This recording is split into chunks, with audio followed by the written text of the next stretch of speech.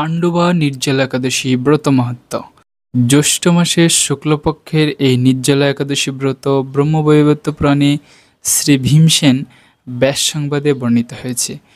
যুধিষ্ঠির মহারাজ বললেন, হে জনার্দন, আমি অপরা একাদশীর সমস্ত মাহাত্ম্য শ্রবণ করলাম। এখন জ্যৈষ্ঠ শুক্লপক্ষের একাদশীর নাম এবং মাহাত্ম্য কৃপাপূর্বক আমার কাছে বর্ণনা করুন। শ্রীকৃষ্ণ তখন বললেন, এই একাদশীর কথা মহর্ষি ব্যাসদেব বর্ণনা করবেন, কেননা তিনি সর্বশাস্ত্রের অর্থ ও তত্ত্ব পূর্ণরূপে জানেন। রাজা যুধিষ্ঠির ব্যাসদেবকে বললেন, হে মহর্ষি দ্বৈপায়ন, আমি মানুষের লৌকিক ধর্ম এবং জ্ঞানকাণ্ডের বিষয়ে অনেক শ্রবণ করেছি। আপনি যথাযথভাবে ভক্তি বিষয়নী কিছু ধর্মকথা এখন আমায় বর্ণনা করুন। শ্রী ব্যাসদেব তখন বললেন, হে মহারাজ, তুমি যে সব ধর্মকথা শুনেছ, এই কলিযুগের পক্ষে সে সমস্ত পালন করা অত্যন্ত কঠিন, যা সুখে সামান্য খরচে অল্প কষ্টে সম্পাদন করা যায়, অথচ মহাফল প্রদান করে এবং সমস্ত শাস্ত্রের সারস্বরূপ। সেই ধর্মই কলিযুগে মানুষের পক্ষে করা শ্রেয়। সেই ধর্মকথাই এখন আপনার কাছে বলছি। উভয় পক্ষের একাদশীর দিনে ভোজন না করে উপবাস ব্রত করবে। দ্বাদশীর দিনে স্নান করে শুচিশুদ্ধ হয়ে নিত্যকৃত সম্পন্নের পর শ্রীকৃষ্ণের অর্চন করবে। এরপর ব্রাহ্মণদেরকে প্রসাদ ভোজন করাবে। অশৌচাদিতেও এই ব্রত কখনো ত্যাগ করবে না। যে সকল ব্যক্তি স্বর্গে যেতে চায়, তারা সারা জীবন এই ব্রত পালন করা উচিত। পাপকর্মে রত ও ধর্মহীন ব্যক্তিরাও যদি এই একাদশীর দিনে ভোজন না করে, তবে তারা যমযাতনা থেকে রক্ষা পায়। শ্রী ব্যাসদেবের এই কথা শুনে গদাধর ভীমসেন অশ্বত্থ পাতার মতো কাঁপতে কাঁপতে বলতে লাগলেন, হে মহাবুদ্ধি পিতামহ, মাতা কুন্তী, দ্রৌপদী, ভ্রাতা যুধিষ্ঠির, অর্জুন, নকুল ও সহদেব, এরা কেউই একাদশীর দিনে ভোজন করে না। আমাকেও অন্ন গ্রহণ করতে নিষেধ করে, কিন্তু ক্ষুধা যন্ত্রণার জন্য আমি উপবাস করতে পারি না। ভীমসেনের এই কথা, যদি স্বর্গাদির নিত্যধাম লাভে তোমার একান্ত ইচ্ছা থাকে, তবে উভয় পক্ষের একাদশীতে ভোজন করবে না। তদুত্তরে ভীমসেন বললেন, আমার নিবেদন এই যে, উপবাস তো দূরের কথা, দিনে একবার ভোজন করে থাকাও আমার পক্ষে অসম্ভব। কারণ আমার উদরে বৃক নামে অগ্নি রয়েছে।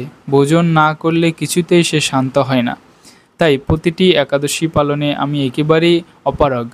হে মহর্ষি, বছরে একটিমাত্র একাদশী পালন করে যাতে আমি দিব্যধাম লাভ করতে পারি, এরকম কোনো একাদশীর কথা আমাকে নিশ্চিত করে বলুন। তখন ব্যাসদেব বললেন, জ্যৈষ্ঠ মাসের শুক্লপক্ষের একাদশীর তিথিতে জলপান পর্যন্ত না করে সম্পূর্ণ উপবাস থাক, তবে আসমনে দোষ হবে না। ওই দিন অন্নাদি গ্রহণ করলে ব্রত ভঙ্গ হয়।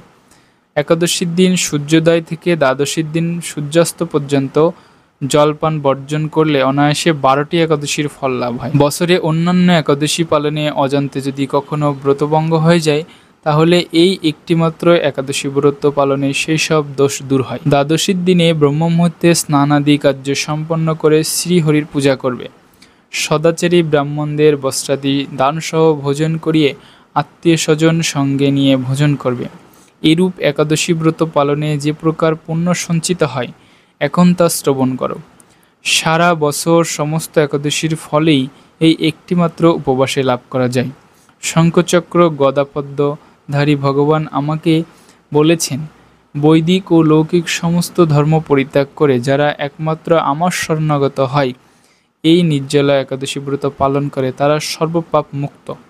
বিশেষত কলিযুগে ধন সম্পদ দানের মাধ্যমে, সদ্গতি বা স্মার্ত সংস্কারের মাধ্যমে যথার্থ কল্যাণ লাভ হয় না। কলিযুগে দ্রব্য শুদ্ধ নেই, কলিতে শাস্ত্রোক্ত সংস্কার বিশুদ্ধ হয় না, তাই বৈদিক ধর্ম কখনো সুসম্পন্ন হতে পারে না। হে ভীমসেন, তোমাকে বহু কথা বলার আর প্রয়োজন কি? তুমি উভয় পক্ষের একাদশীতে ভোজন করবে না। যদি তাতে অসমর্থ হও, তবে জ্যৈষ্ঠ মাসের শুক্লপক্ষের একাদশীতে অবশ্যই নির্জলা উপবাস করবে।